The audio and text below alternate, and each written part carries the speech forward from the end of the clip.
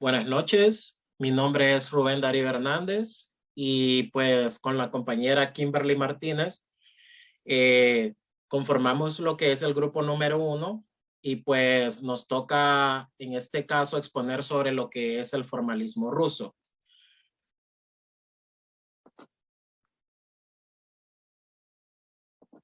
Primeramente, pues debemos de entender que formalismo fue una denominación peyorativa de la corriente de crítica literaria que se afirmó en Rusia entre los años 1915 y 1930. Su doctrina se encuentra en el origen de la lingüística estructural, particularmente en la corriente constituida por el Círculo Lingüístico de Praga. Aunque influyeron en el estructuralismo y en el pensamiento científico actual, sus textos no trascendieron por las múltiples barreras de intolerancia. A esto pues podemos agregar que el término pues formalismo ruso también designa a un movimiento intelectual, como anteriormente pues lo expliqué, que marca el nacimiento de la teoría literaria y de la crítica literaria como disciplinas autónomas y que también tuvo su influencia en la evolución de los estudios lingüísticos. En esta etapa literaria, pues esta etapa literaria tiene lugar entre 1916 y 1928, teniendo tras de sí pues un papel fundamental los sucesos históricos bélicos en su totalidad que acontecían por aquel entonces.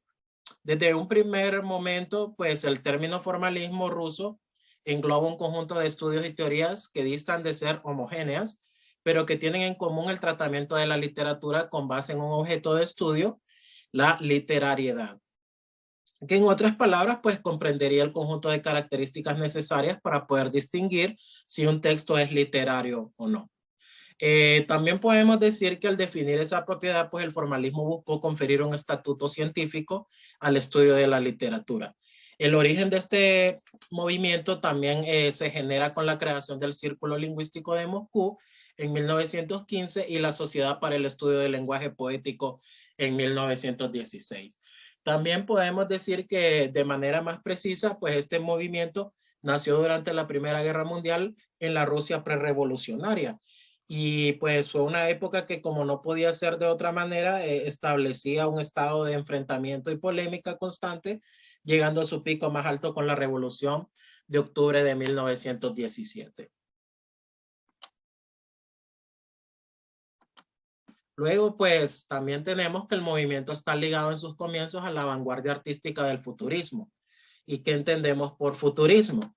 Pues futurismo fue una corriente de la vanguardia rusa relacionada con el futurismo italiano que surgió en Rusia en los años previos a la Primera Guerra Mundial. Al igual que los italianos, pues los futuristas rusos estaban fascinados por el dinamismo, la velocidad y la inquietud de la vida urbana moderna. Buscaron pues de esta manera deliberadamente causar escándalo y llamar la atención anunciando que repudiaban el arte estático del pasado.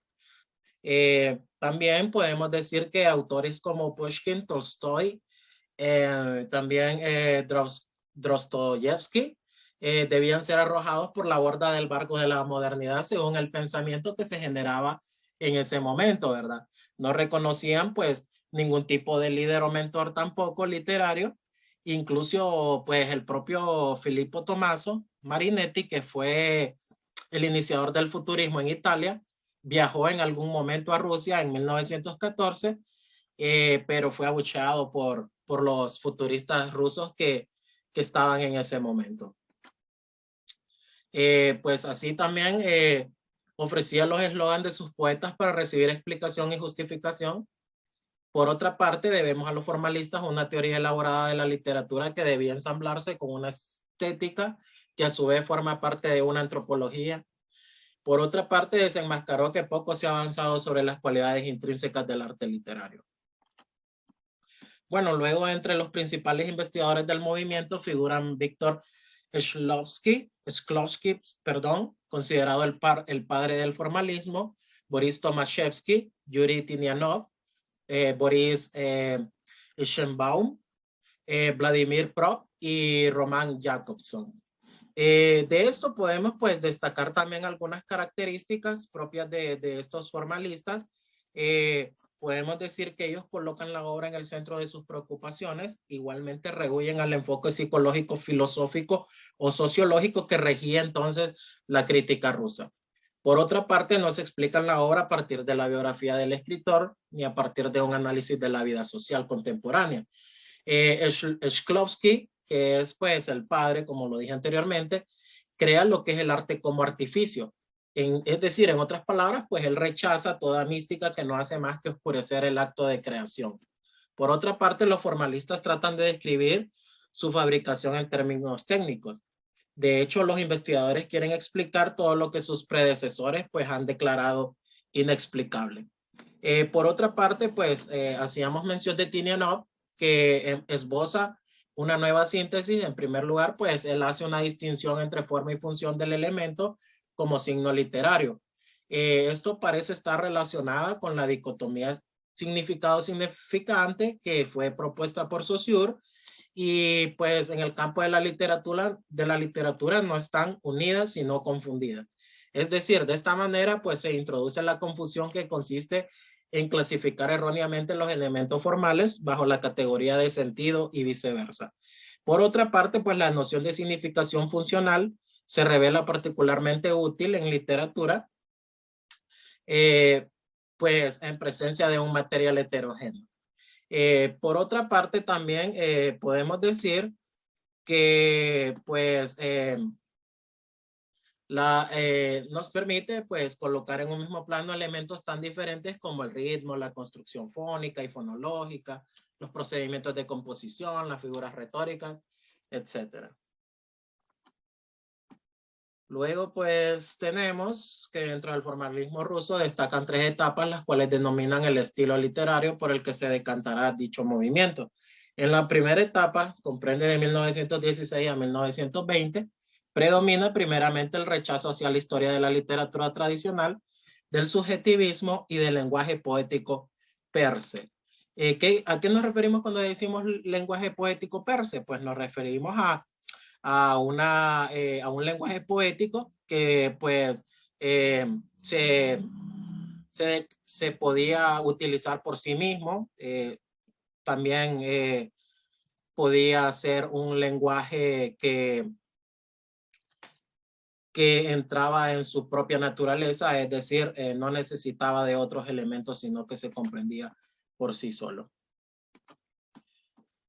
Bueno, con este último se introduce el conocido desvío literario, por lo cual se abandona el lenguaje estándar o característico de las obras literarias, dependientemente de su género, y se impone un estilo que crea una sensación de extrañamiento en el lector, ya que, como se ha mencionado, sale del lenguaje común. Esta técnica era muy usada por Shklovsky y Jan Mukarovsky. ¿Qué podemos decir del extrañamiento? Pues podemos decir que, como lo decían los formalistas rusos, pues con este término se indican todas aquellas recepciones, intervenciones sobre las formas artísticas que tienen como objetivo hacerlas extrañas a su misma naturaleza, creando de este modo en los destinatarios un sentimiento de alienación, o mejor dicho, de descubrir que usualmente están alienados. Luego, pues tenemos que en la segunda etapa se genera un debate entre las sociedades que desarrollaron este movimiento, mientras que la Opoyas, que pues fue una sociedad de estudio del lenguaje poético que se designó así y que colaboró estrechamente con el Círculo de Moscú. Bueno, constata que la lengua y literatura son diferentes. El círculo lingüístico se opone diciendo que ambas son complementarias, ya que la literatura es parte de la lingüística. A pesar de ello, ambas llegan a un punto de conexión, y es que ambas rechazan el historicismo. La última etapa del formalismo se definiría como la decadencia de la literatura y la realidad. Además, la literatura, gracias a Shklovsky, empieza a tener ámbitos sociológicos. Con todo ello, y marcándose hacia el final de este movimiento, se creó la Asociación Rusa de Escritores Proletarios. ¿Y qué era esto? Pues era una institución artística experimental soviética que se levantó pues conjuntamente con la Revolución Rusa de 1917 y fue disuelta en 1932. Ok, ahora pues los dejo con mi compañera Kimberly, quien proseguirá con la información complementaria sobre esta exposición.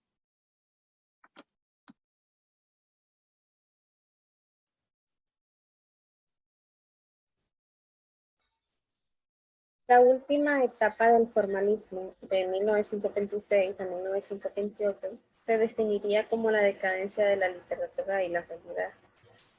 Además, la literatura, gracias a Shklovsky, empieza a tener ámbitos sociológicos. Con todo ello, y marcándose así el final de este movimiento, se creó la Asociación Rusa de Escritores Proletarios. En esta última etapa formalista, es perceptible la conciencia de la necesidad de atender más el contexto exterior. El escrito autobiográfico de Shklovsky, que se llama La Tercera Fábrica y publicado en 1926, es un síntoma de este nuevo rumbo. Y también en el trabajo de Boris Eichelbaum, que se llama Literatura y hábitos literarios, y que fue publicado en 1927, es patente la orientación socioformalista. Los últimos formalistas rusos interesados en desarrollar dentro de un espíritu científico modelos e hipótesis que permitieran explicar cómo los mecanismos literarios producen efectos estéticos y cómo lo literario se distingue y se relaciona con lo extraliterario. Mientras que la nueva crítica concebía la literatura como una forma de entendimiento humano. Los formalistas lo consideraban como un uso especial del lenguaje. El enfoque técnico de los formalistas los llevó a considerar la literatura como un uso especial del lenguaje, cuya peculiaridad se derivaba de su alejamiento y de su distorsión del lenguaje práctico. Es decir, del lenguaje que se utiliza en los actos de comunicación, en contraposición al lenguaje literario, que no tiene ninguna función práctica y únicamente nos hace ver las cosas de modo diferente. Por otro lado, los romanistas rusos consideraron que lo que distingue de la literatura del lenguaje práctico es su cualidad de objeto elaborado, que asimismo aseveraron que la poesía ejerce una violencia controlada sobre el lenguaje práctico, deformándolo con el fin de desviar nuestra atención hacia lo elaborado de su naturaleza. Shklovsky afirma que el propósito del arte es comunicar la sensación de las cosas en el modo en que se perciben, no en el modo en que se conocen. La técnica del arte consiste en hacer extraños los objetos, crear formas complicadas, incrementar la dificultad y la extensión de percepción, ya que en estética el proceso de percepción es un fin en sí mismo y por lo tanto debe prolongarse. Según los formalistas rusos, la clase más familiar de motivación es lo que generalmente llamamos realismo. No importa lo elaborada que pueda estar formalmente una obra, se suele esperar que proporcione la ilusión de lo real, que la literatura sea como la vida misma, y llegan a irritar los personajes o las descripciones que no satisfacen ciertas expectativas, derivadas de las nociones del sentido común sobre cómo es el mundo real. Por otro lado, afirmaron que otorgar a un objeto la dignidad del valor estético es un acto social inseparable, en última instancia, de las ideologías predominantes. Los modernos cambios sociales han dado lugar a que objetos que en un principio tenían funciones básicamente no estéticas sean en la actualidad considerados ante todo como obras de arte. Mikhail Bakhtin, que fue un historiador, crítico, literario, teórico y filósofo del lenguaje de la Unión Soviética, definió el término heteroglosia el cual se refiere a la condición básica que gobierna la producción del significado en el discurso. También describe la coexistencia de distintas variedades dentro de un único código lingüístico. También definió carnavalización, el cual es utilizado por Bakhtin para describir el efecto modelador del carnaval en los géneros literarios. Las formas carnavalizadas más tempranas son el diálogo socrático y las sátiras meniteas.